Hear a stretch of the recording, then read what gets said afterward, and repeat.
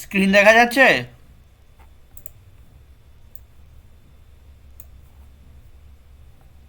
হ্যাঁ, দেখা যাচ্ছে। ওকে। তো লাস্ট দিন আমরা 2-এর বি পার্টটা কমপ্লিট করেছিলাম পেপার 2 এর। আজকে আমরা 2-এর সি পার্টটা করব। তো 2-এর সি পার্টটায় আমাদের যে ইউনিটটার নাম রয়েছে সেটা বা যে পার্টটা মেজারলি পড়ে সেটা হচ্ছে ইকোনমিক্স অফ এডুকেশন, অর্থাৎ অর্থনীতির যে শিক্ষা বা শিক্ষা ক্ষেত্রে অর্থনীতির যে ভূমিকা সেটা আর কি।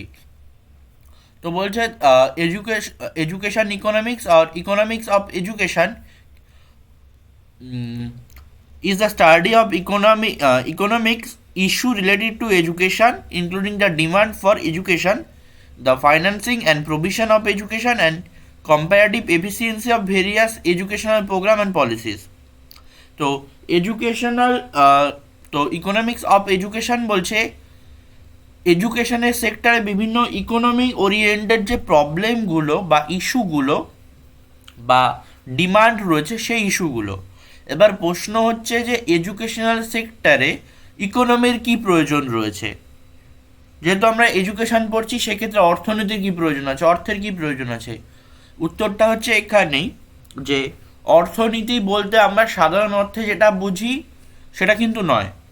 অর্থনীতির প্রচুর কিন্তু গুরুত্বপূর্ণতা রয়েছে, যেমন বাজেটিং করা বা যেটাকে আমরা বাজেট বলি, যে আয় ব্যয়ের হিসাব রাখা, কত টাকা কাকে দিতে হবে, বিল্ডিং বানানোর খরচা কত, তারপরে প্রত্যেক মাসে লাইট ফ্যান বিল হ্যাড্ডা ব্যাড্ডা বা ইনফ্রাস্ট্রাকচার ডেভেলপ করার জন্য কি পরিমাণ কস্টিংয়ের প্রয়োজন, এগুলো সবই কিন্তু আমাদের ইকোনমিক্স বা ইকোনমিক ইস্যুজের মধ্যে আসে। তারপরে আসছি ডেফিনেশন অফ এডুকেশনাল ইকোনমিক্স। বলছে কি বলছে, অ্যাকর্ডিং টু বাবরোলা, economics of education as an area of study cannot be said be a separate field of inquiry that is totally different from ordinary economics. Economics of education is the application of economic principle, concept and law to the process of education. তো বোঝাই গেল যে মানে economics of education actually কী। তারপরে রয়েছে emergence of economics of education, অর্থাৎ economics of এডুকেশনের historical background বা কোথা থেকে উৎপত্তি হলো সেটা। তো বলছে economics has economics has an important role to play in the development of economics and democratic ideal. The teaching profession has developed mainly since in the early 18th century, when the teacher training school popular in Western Europe. তো বোঝাই যাচ্ছে যে এটা মূলত 1800 শতাব্দীর দিক থেকে এসছে। এরপরে আসছি আমরা স্কোপ অফ ইকোনমিক্স অফ এডুকেশনে। তো স্কোপ অফ ইকোনমিক্স অফ এডুকেশনের মধ্যে মেজরলি আমাদের আসছে যে basically the study of economics of education include private social rate of return of education, human capital formation, relation between education and economics, development, educational cost and benefit, educational planning, জায়গাগুলো রয়েছে।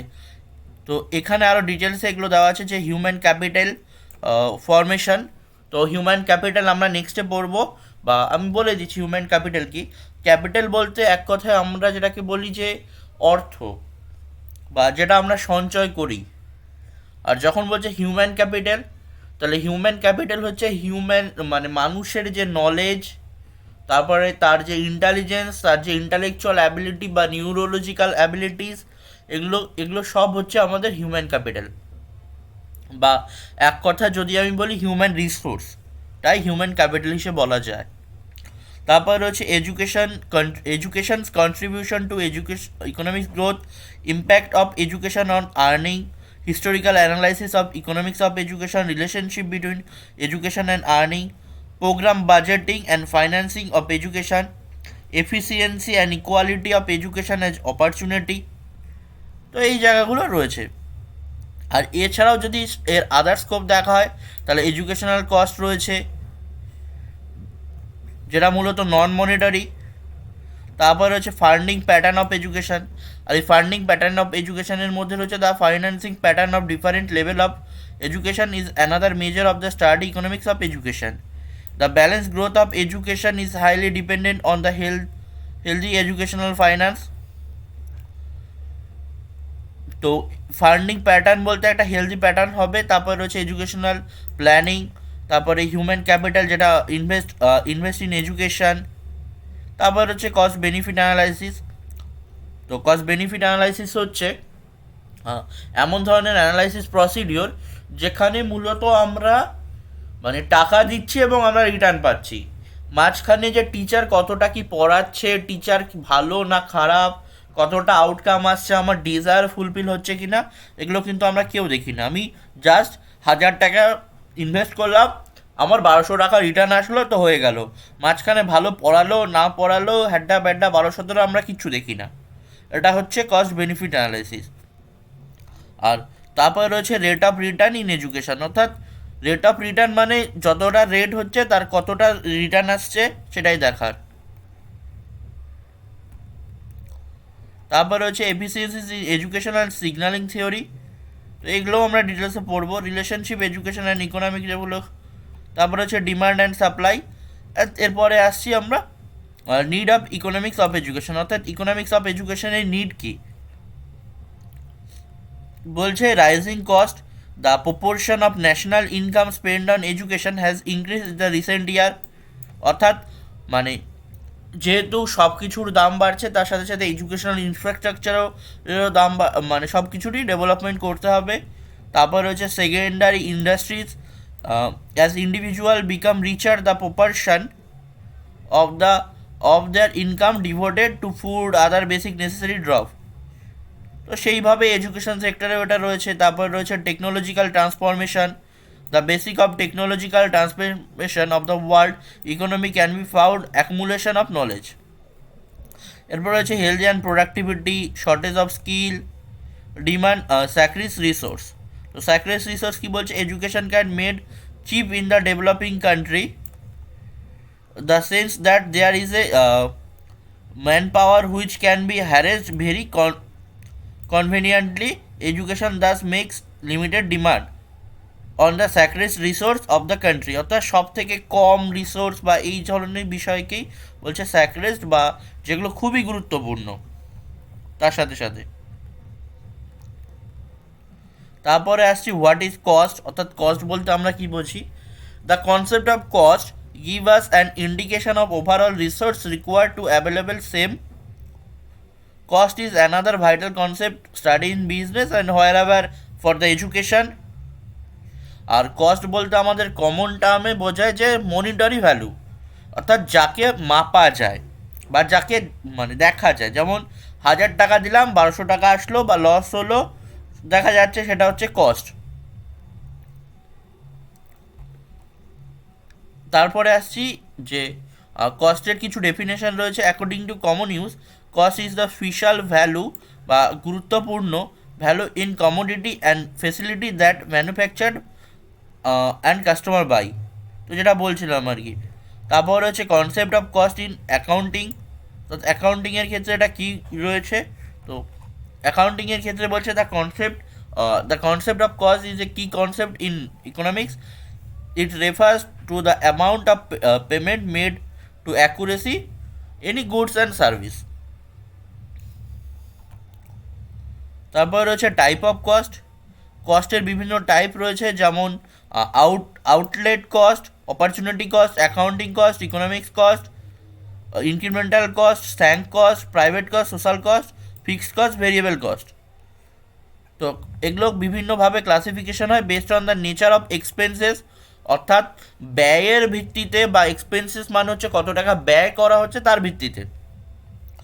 তার ভিত্তিতে types রয়েছে দুটো, একটা হচ্ছে outlet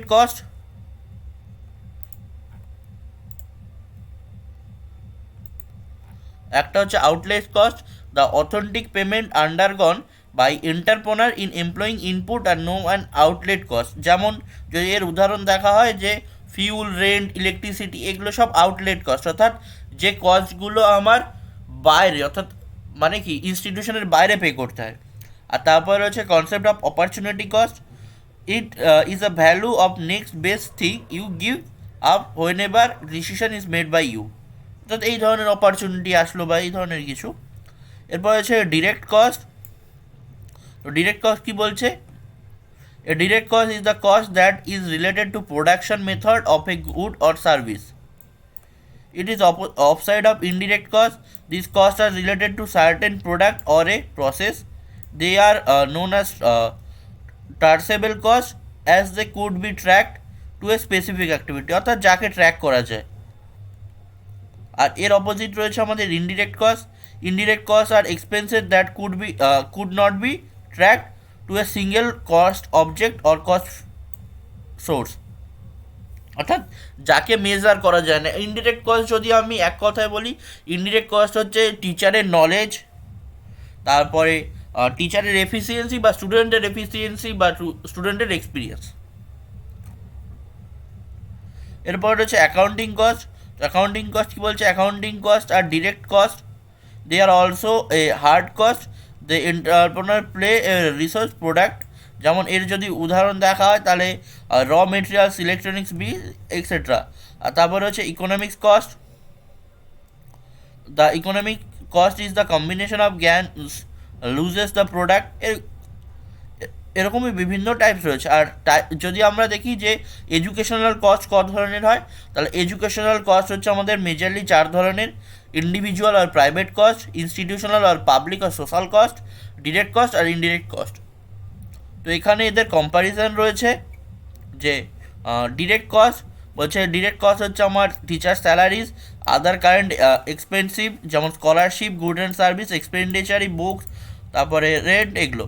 আর private cost রয়েছে ফিস, বুক, travel cost. ওকে, এখানে দেখুন 4টা করে দেওয়া আছে। আর ইনডিরেক্ট কস্টের মধ্যে বলছে earning for gain, the meaning of earning for gain, যেমন এক্সপেন্ডিচার মানে যেটা বলছিলাম যে টিচারের নলেজ, এগুলো সব নলেজ পে করার জন্য বা এগুলো যেগুলো মেজার করা যায় না। তারপর রয়েছে ইউনিট কস্ট অফ এডুকেশন। অর্থাৎ ইউনিট কস্ট কী বলতে কী বোঝায়? Unit cost of education means cost per unit. অর্থাৎ যে মানে যদি 100 জন স্টুডেন্ট থাকে, সেই 100 জন স্টুডেন্টের প্রত্যেকের নিড অনুযায়ী বা প্রত্যেকের চাহিদা অনুযায়ী যে পেটা করা হয়। যেমন মিড ডে মিল, যখন মানে মিড ডে মিল বা মিড ডে মিলই ধরে নিই, মিড ডে মিল যখন করা হয় তখন বলা হয় যে প্রত্যেকটা বাচ্চার পেছনে কত টাকা করে ব্যয় করা হবে, 25 পয়সা, 30 পয়সা, হোয়াট এভার যা বলা থাকে যে কোনো স্কিমে, সেটাকে বলছি আমরা ইউনিট কস্ট। এখানে বলা হচ্ছে পার স্টুডেন্ট, পার গ্র্যাজুয়েট বা পার ক্রেডিট যেটা করা হয়, সেটা হচ্ছে আমাদের ইউনিট কস্ট। এবার এই ইউনিট কস্ট আমাদের কতগুলো ভাগে ভাগ করা যায়। যেমন ডিজ আর ফলোস বলছে, unit cost of education means cost per unit, per student, per graduate, per credit. আর রয়েছে ইউনিট কস্ট, আরেক মেজরলি ইউনিট কস্ট বলতে বোঝায় means the total number of learner enroll in a particular year, cost per learner, unit cost of education, total expenditure আর total রয়েছে আর কি। আর এখান থেকে একটা কোশ্চেন দেয়, সেটা হচ্ছে যে মানে গ্রোস এনরোলমেন্ট দিয়ে, সেটা সেখানে যাই হোক আমি ওটা পরে দেখাবো। তো ওটাও ইউনিট কস্টই বার করতে দেয়। সেই ইউনিট কস্টের রুলসটা হচ্ছে যে টোটাল মানে total expenditure divided by total enrolled student, এরকমভাবে একটা রুলস রয়েছে। তারপর রয়েছে features of unit cost. Unit কস্টের ফিচার্স রয়েছে কিছু: for man power planning and related purpose effective unit cost is important. The selection of unit in unit cost analysis depend upon the purpose as the costs are generally found. আর আরেকটা রয়েছে generally unit cost of education আর calculate per year. অর্থাৎ প্রত্যেক বছর এটা calculate করা হয় যে কত টাকায় মানে কতগুলো স্টুডেন্ট আমার ঠিকমতো মানে পাস আউট হতে পারলো, কজনের ল্যাক আছে, কী আছে, কেন আছে, এগুলো সব মানে চেক করা হয়।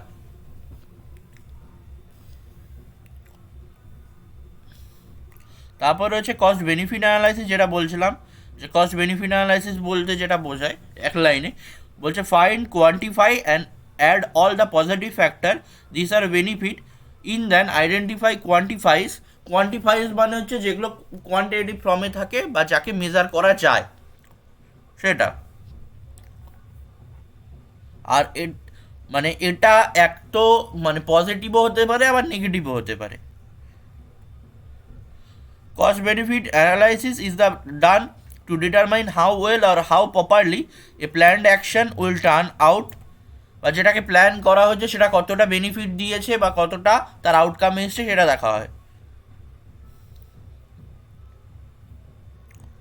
এর কিছু প্রিন্সিপাল রয়েছে, যে প্রিন্সিপালগুলো রয়েছে অ্যাপ্রিজাল অফ এ কস্ট, অর্থাৎ অ্যাপ্রিজাল মানে হচ্ছে যেটা হতে পারে সে ধরনের জিনিস, অর্থাৎ নেক্সটে কিছু হতে পারে সেটা বলে অ্যাপ্রিজাল।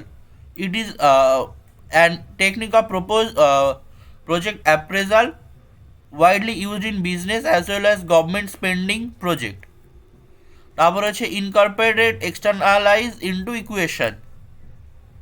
তারপর টাইম ম্যাটার, অর্থাৎ টাইম কত টাইম লাগতে পারে ওই প্রজেক্টটা করার জন্য, এগুলো সবই কিন্তু এখানে দেখা হয়। আর এরপরে রয়েছে এর কিছু মেন স্টেজ, যদিও এগুলো মানে মানে নেটের কোশ্চেনের জন্য খুব একটা গুরুত্বপূর্ণ নয়, তাও জেনে রাখা ভালো। স্টেজ ওয়ানে আসে calculation of social cost and social benefit. তো বলছে এর মধ্যে কি আসে, calculation of social cost and social benefits আর ট্রানজেবল বেনিফিট অ্যান্ড কস্ট।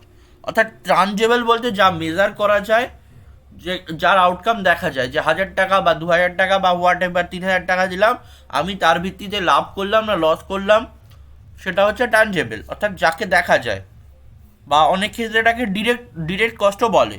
আর আরেকটা রয়েছে ইনট্যাঞ্জেবল বেনিফিট, অর্থাৎ যাকে আমরা দেখতে পাই না বা করতে পারি না, যেমন টিচারের নলেজ, স্টুডেন্ট এক্সপিরিয়েন্সেস, তারপরে আরও রয়েছে হোয়াট এভার।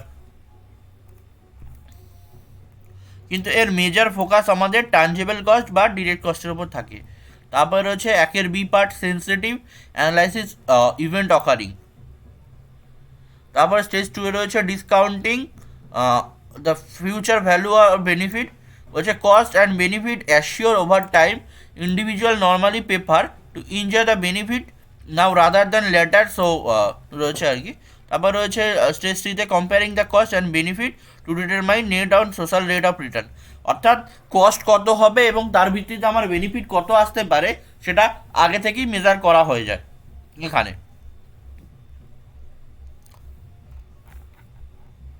এর কিছু মেরিটস রয়েছে, বলছে মেরিট কি দ্য সিবিসি বা সিবিএ হবে আর কি, সিবিসি হয়ে গেছে এখানে। Cost benefit analysis may be applicable for both new and old project, it based on the accept social principle that is on individual preference, the method encourage development for new technology evolution social benefit। and তারপরে demerit রয়েছে, তো demerit কি বলছে, the government is not completely aware of the all cost in associated with the program, this approach does not clearly state that who should be bear population control cost, এবং অর্থাৎ কে মেজারলি এটা করবে কে না করবে, অনেক ক্ষেত্রে এগুলো নিয়ে ইস্যু হয়।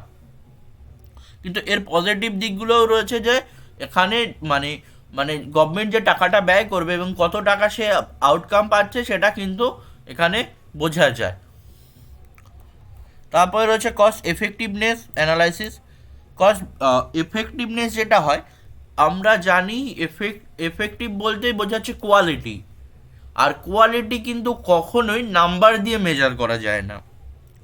কি কত ভালো পড়াচ্ছে না পড়াচ্ছে সেটা কিন্তু নাম্বার দিয়ে হয় না, সেটা গুণ দিয়ে, অর্থাৎ যখন কোনো ব্যক্তির কোনো গুণ ভালো মন্দ খারাপ বোঝানো হয় তখন সব সময় কিন্তু সেটা কোয়ালিটির ওপরে বেস করে চলে। তো কি বলছে এটা, যে cost effective is a concept which is useful meaning success of educational system in indeed benefit. Cost effectiveness in concern with both quantitative and qualitative relationship between input and output. It takes into account discussion alternative for both cost and consequences and accept higher achievement predetermined objective or target within the given cost as economically as possible। অর্থাৎ এটা বলছে যে এটা quantitative এবং qualitative দুটো রিলেশনশিপকেই দেখে। যেমন আমি 5000 টাকা ইনভেস্ট করলাম, আমি কার পেছনে করলাম, কেন করলাম, তার থেকে আমি কি পেলাম, কতটা সে ভালো আমায় আউটকাম দিল, কতটা খারাপ আউটকাম দিল, এগুলো সবই কিন্তু আমার এখানে মেজার করা হয়, অর্থাৎ এফিসিয়েন্সি মেজার করা হয়।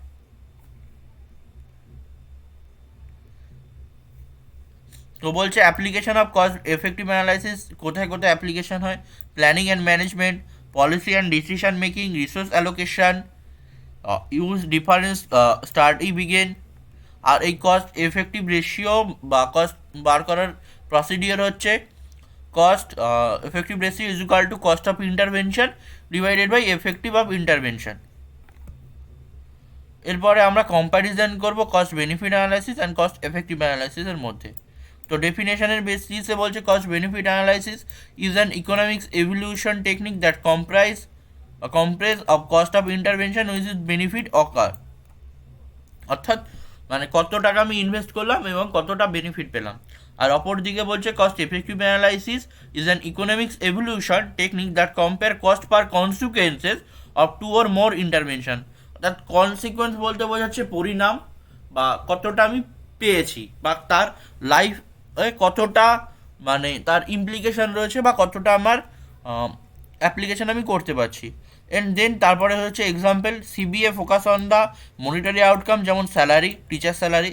আর অপর দিকে CEA focus on the non monetary, অর্থাৎ মনিটারি মানে হচ্ছে যা আমাদের মানিতে মেজার করা হয় বা ইকোনমিতে মেজার করা হয় সেটা, আর নন মনিটারি হচ্ছে যেটা কোয়ালিটি বা স্কিল বা গুড এই ধরনের জিনিসকে মেজার করা হয়। তারপরে রয়েছে বেনিফিট, বলছে net benefit is equal to benefit minus cost. আর বলছে কস্ট অফ ইন্টারভেনশন যেটা দেখালাম বা যেটা কিছুক্ষণ আগে আমরা অ্যান্সার করলাম, এর অ্যাডভান্টেজ রয়েছে can be used evaluate public expenditure program aim at producing different outcome event sector. আর can not compare activity aim in at different outcome preliminary comparing, যেটা আর কি রয়েছে। এরপরে এর এক্সাম্পল রয়েছে কস্ট বা বেনিফিট অ্যানালাইসিসের স্যালারি, মানি, মার্কস। আর অপর দিকে রয়েছে স্কিল, অ্যাবিলিটি, এফিসিয়েন্সি। এটা কোয়ান্টিটেটিভ, এটা qualitative and quantitative both.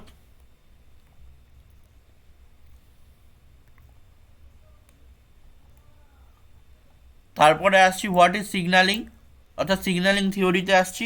Signalling বলছে কি, signalling is the idea that one party বা agent credibly conveys some information about itself to another party বা প্রিন্সিপাল। অর্থাৎ কেউ যখন কোনো সিগন্যাল প্রদান করে বা কোনো ইন্ডিকেশন দেয় সেটাকে বলছে সিগন্যালিং। তো এটা কে দিয়েছে? All through signalling theory was initially develop by Michael Spence based on observed knowledge gap between organisation and prospective employees. আর একমাত্র এই সিগন্যালিং থিওরি দিয়েই কোনো একটা বিজনেস কিন্তু বা নিউ স্টার্ট আপ এস্টাবলিশ করা যায়।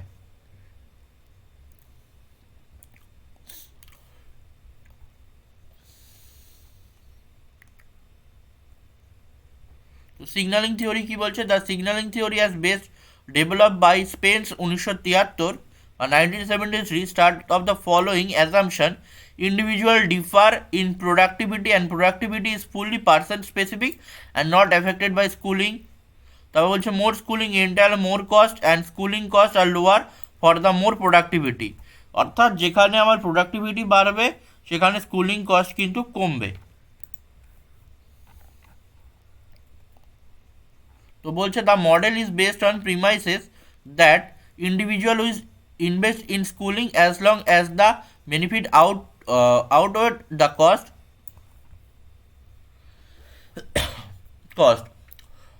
Observe total output for the entire workforce বলতে বোঝাচ্ছে মানুষ যে কাজ করছে সেটাকে আর কি।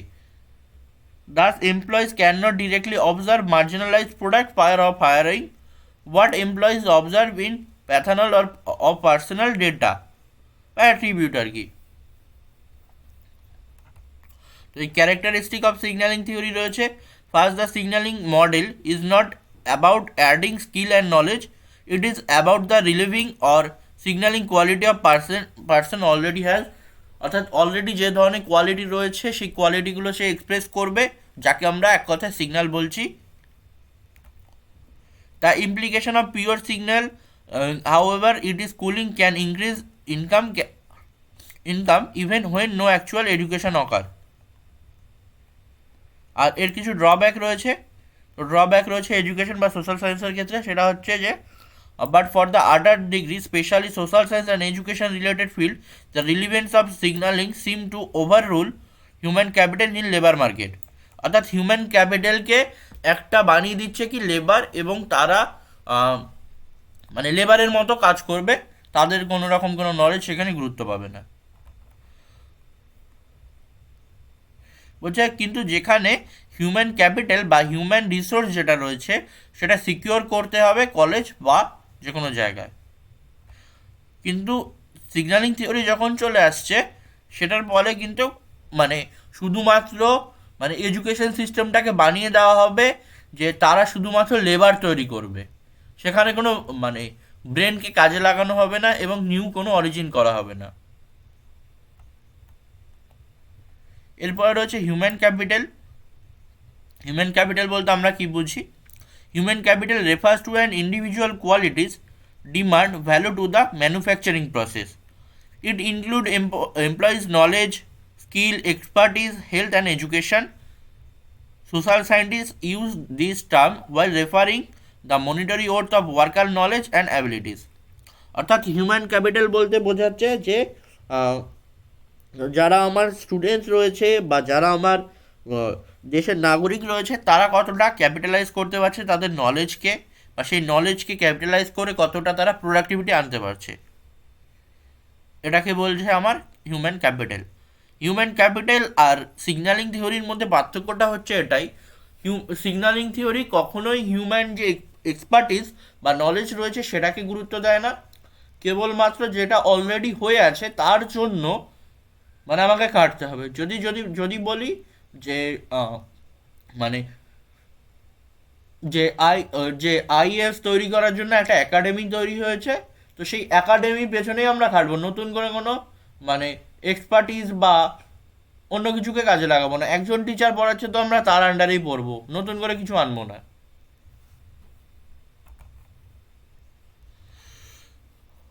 তো হিউম্যান ক্যাপিটাল থিওরি বলছে কি বলছে? Human capital theory refers to enhancing human productivity and efficiency with a greater emphasis on education and training. The study of human resource constitutes the study of human capital.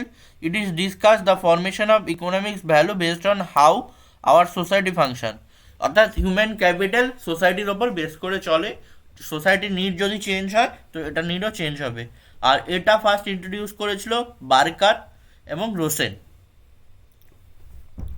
এখানে মূলত কি কি জায়গা দেখাচ্ছে যে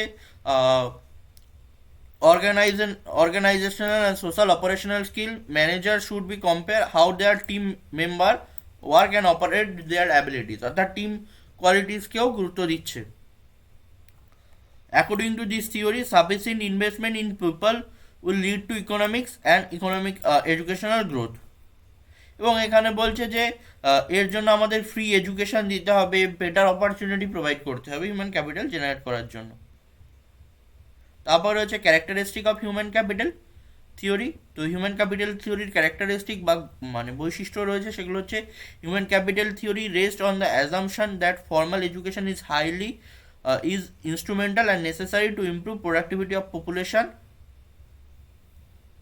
তারপর রয়েছে human capital theorist argues that educated population in productive population, the provision of formal education is seen as invest in human capital. আর হিউম্যান ক্যাপিটালের ডেফিনেশন রয়েছে, human capital theories emphasis how education increase the productivity and efficiency of worker by increasing the level of cognitive stock of economics.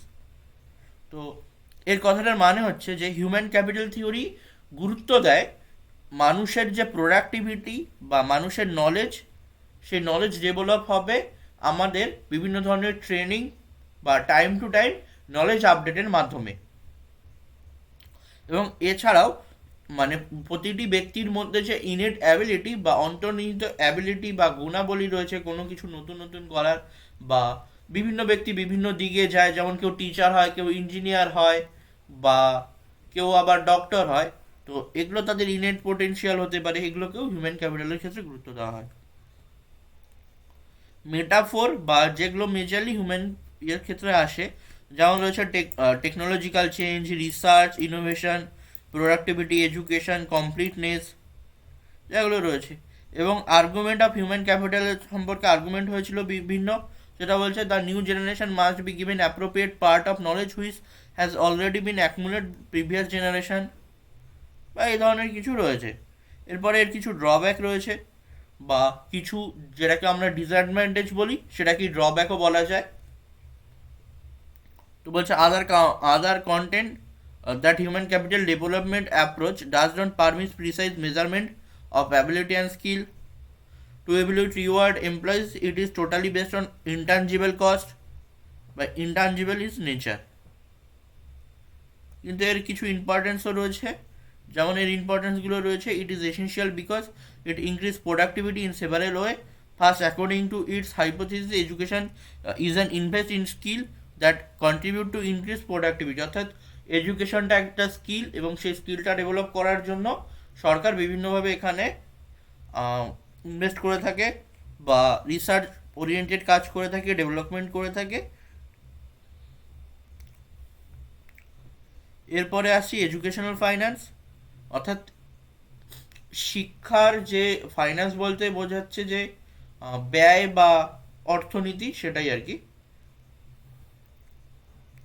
তো বলছে educational finance is a term use to describe the financial and in kind resource available for education. The concept of education finance also address question about how resources are allocated, used and account for to achieve sustainable quality education for all children and youth, and financing of private and public educational institution. তো educational finance হচ্ছে এমন এক ধরনের concept যেটা মানে মূল education সিস্টেমটাকে sustainable করে, কোয়ালিটি এডুকেশন প্রোভাইড করে, এবং তার সাথে সাথে তারা একটা ফান্ডিংও প্রোভাইড করে। এর কিছু ক্যারেক্টারিস্টিক রয়েছে, সেই ক্যারেক্টারিস্টিকগুলো রয়েছে, it is not a technical field dominated by financial formula and budget category. আর বাজেটের ক্ষেত্রে কিন্তু দুটো বিষয় খুব গুরুত্বপূর্ণ, ইনকাম এক্সপেন্ডিচার এবং অবজেক্টিভ অফ দ্য ইনস্টিটিউশন।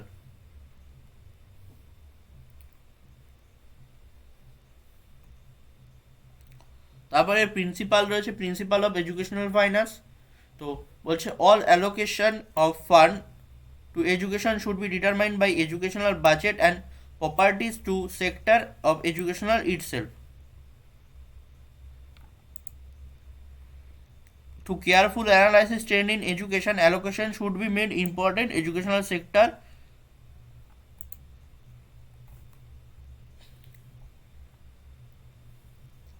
এগুলো কিছু বেসিক রয়েছে। তারপরে রয়েছে different agencies for providing finance in higher education, অর্থাৎ বিভিন্ন যে এজেন্সিসগুলো রয়েছে আমাদের এডুকেশন সেক্টরের ক্ষেত্রে বা হায়ার এডুকেশনের সেক্টরে, সেগুলো কী কী, বা তারা কে কে যে ফাইন্যান্স করে বা আমাদেরকে অর্থ প্রদান করে। তারা রয়েছে ইউনিভার্সিটি গ্র্যান্ট কমিশন। এটা মূলত ইউনিভার্সিটি গ্র্যান্ট কমিশন সম্পর্কে আমরা মোটামুটি সবাই জানি, তো নতুন করে কিছু বলার নেই। ইউনিভার্সিটি গ্র্যান্ট কমিশন বিভিন্ন স্কলারশিপ প্রোভাইড করে, ডক্টরাল এবং পোস্ট ডক্টরাল। এছাড়াও তারা ইনফ্রাস্ট্রাকচার ডেভেলপ করার জন্য বিভিন্ন ফান্ডিং করে থ্রু দ্য ন্যাক। এরপরে রয়েছে নীতি আয়োগ, বা যেটা বর্তমানে যার নাম, যেটা আগে প্ল্যানিং কমিশন ছিল, এখন নীতি আয়োগ হয়েছে, যার পুরো নাম হচ্ছে national institution for transforming India. এবং এটাতে বলা হচ্ছে যে 2022 তো চলেই গেছে, তখন পর্যন্ত 6% জিডিপি দেওয়া হবে। তাছাড়া মিনিস্ট্রি অফ এডুকেশন রয়েছে, যারা আমাদের ফাইন্যান্সিয়াল সাপোর্ট করে এডুকেশন সিস্টেমকে। তারপর রয়েছে হায়ার এডুকেশন ফান্ডিং এজেন্সিস, এছাড়াও বিভিন্ন হায়ার এডুকেশন ফান্ডিং এজেন্সিস থাকে, যেমন বিভিন্ন ব্যাংক থাকে, ministry of education and Canada bank, তারাও দেয়। এরপর রয়েছে the source of finance of higher education India, অর্থাৎ বিভিন্ন যে সোর্স রয়েছে সেই সোর্সগুলো কি। এর আগে আমরা বললাম different agencies of governmental bodies, এখন আমরা বিভিন্ন ফান্ডিং এজেন্সিস বা পাবলিক ফান্ডিং এজেন্সিস রয়েছে সেগুলো পড়বো, যেমন নিপা রয়েছে, ইউজিসি রয়েছে, বা এসিআরটি রয়েছে, এরা ফান্ডিং করে বিভিন্ন সময় স্টেট বা এগুলোকে। তারপর রয়েছে প্রাইভেট ফান্ডিংও থাকে, বিভিন্ন প্রাইভেট যেমন ডোনেশন দিয়েও বিভিন্ন চলে, বিভিন্ন সংস্থা তাদের ডোনেশন যখন দেয় তার সাথে সাথে তারা তাদের ব্র্যান্ডিংও করে।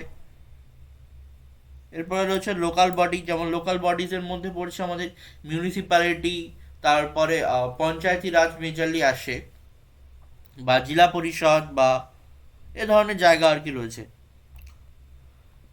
এছাড়াও স্টুডেন্ট ফিস থেকেও ফিজ আসে, এডুকেশনাল লোন বিভিন্ন নেয়, এনজিওস ফান্ডিং রয়েছে, ইনকাম ফর এন্ডোমেন্ট, তারপরে অ্যালুমনি ফান্ডিংও হয়, যারা মানে প্রাপ্তনী তাদের থেকেও ফান্ডিং হয়, ইনকাম ফ্রম ক্যাম্পাস অপারেশন, অর্থাৎ বিভিন্ন সময় যেমন বিভিন্ন ক্যাম্পাসে কি থাকে, জেরক্স মেশিনের দোকান থাকে, তারপরে বই বাইন্ডিংয়ের দোকান থাকে, এদের থেকেও কিছুটা ফান্ডিং তারা নেয়।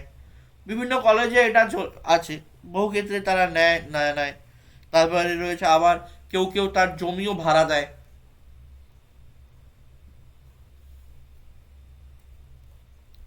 এরপরে আসছি micro finance and macro finance in education. তো micro finance and micro finance দুটো কনসেপ্ট এডুকেশনের ক্ষেত্রে ফান্ডিংয়ের ক্ষেত্রে গুরুত্বপূর্ণ রাখে। তো কি সেটা বলছে, micro finance is an individual focused community based approach to provide money and financial service.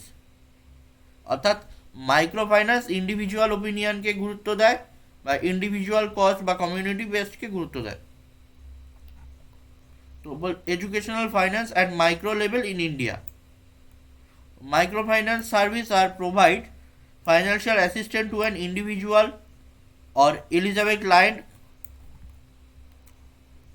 বা এটাকে আমরা অনেক ক্ষেত্রে গ্রাসরুট লেভেল কমিউনিটি বেসড অ্যাপ্রোচও বলি।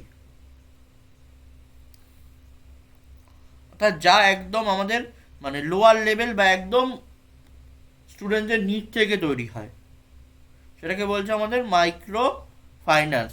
বা অপরদিকে আমাদের মাইক্রো প্ল্যানিং থিওরি কি বলছে, যে micro planning theory analyse consumption and invest of household price, particular goods, output, sales, purchase, individual firm, এই ধরনের জিনিস আর কি।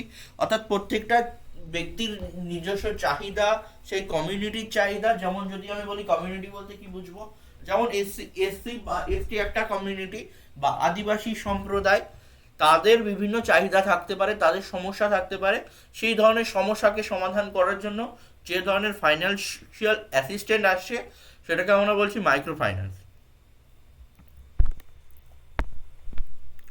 বলছে micro planning in education start with from a grassroots level. For instance, the head of an institution has to plan how to best he or she should bring an all children to school in the area. যেটা বলছিলাম যে সেই নির্দিষ্ট এরিয়ায় যেটা করা হয়ে থাকে, যেমন যদি আমি বলি পূর্ব মেদিনীপুরের ঘাটালের কোনো একটা মানে ইনস্টিটিউশনাল প্রবলেমের সাথে বর্ধমান ডিস্ট্রিক্টের মানে বর্ধমান সাব ডিভিশনের কোনো একটা ইনস্টিটিউশনের, এই দুটোর ইনস্টিটিউশনের ফাইন্যান্সিয়াল অ্যাসিস্ট্যান্ট বা ফাইন্যান্সিয়াল ক্রাইসিস এক নয়, তাহলে কি করবে, সেক্ষেত্রে সেই ইনস্টিটিউশনের হেড যে আছে সে সেই ফান্ডিংটাকে অ্যালোকেশন করে তার সেই ইনস্টিটিউশনটাকে সেইভাবে ডেভেলপ করবে, বা চিলড্রেনদের সেই নিডগুলো পূরণ করার জন্য তিনি সেইভাবে কাজ করবে। তারপর রয়েছে educational finance at macro level in India.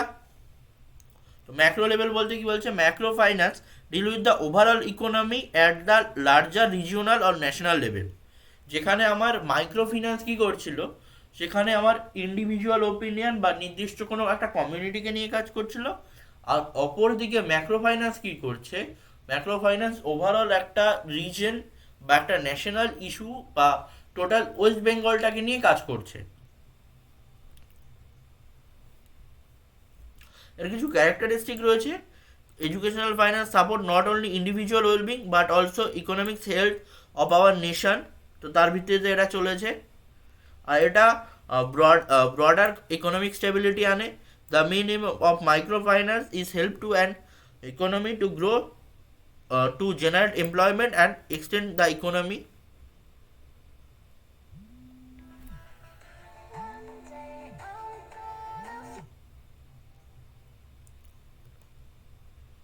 তারপর রয়েছে এর মধ্যে ডিফারেন্স রয়েছে, ডিফারেন্সে আমাদের কি কি আসছে,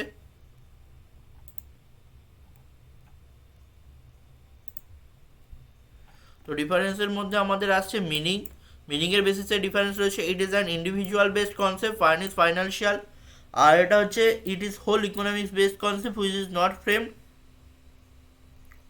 for any particular group or community.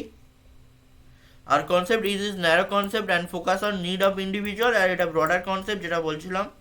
Time period, it is endless activity which goes on, অর্থাৎ এটা এনলেস বা এটার কোনো এন্ড হয় না।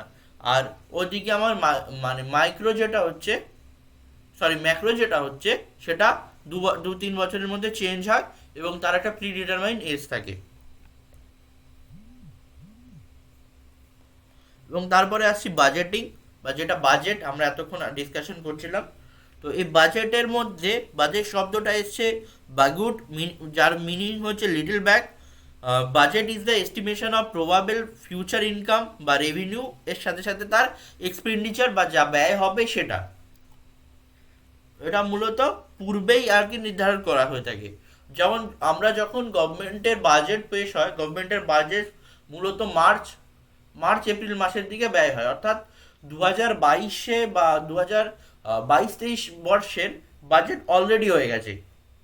অর্থাৎ পূর্বেই সেটা করা হয় যে এই বছর আমরা এত টাকা ব্যয় করব, আমাদের এত টাকা ইনকাম হতে পারে, কোন কোন ফান্ড থেকে হতে পারে, কিভাবে আসতে পারে, এই মানে এডুকেশন সেক্টরে কত টাকা যাবে, তাদের স্যালারি কত যাবে, এগুলো আগে থেকে মানে ডিটারমাইন করা থাকে। এটা হচ্ছে বাজেট।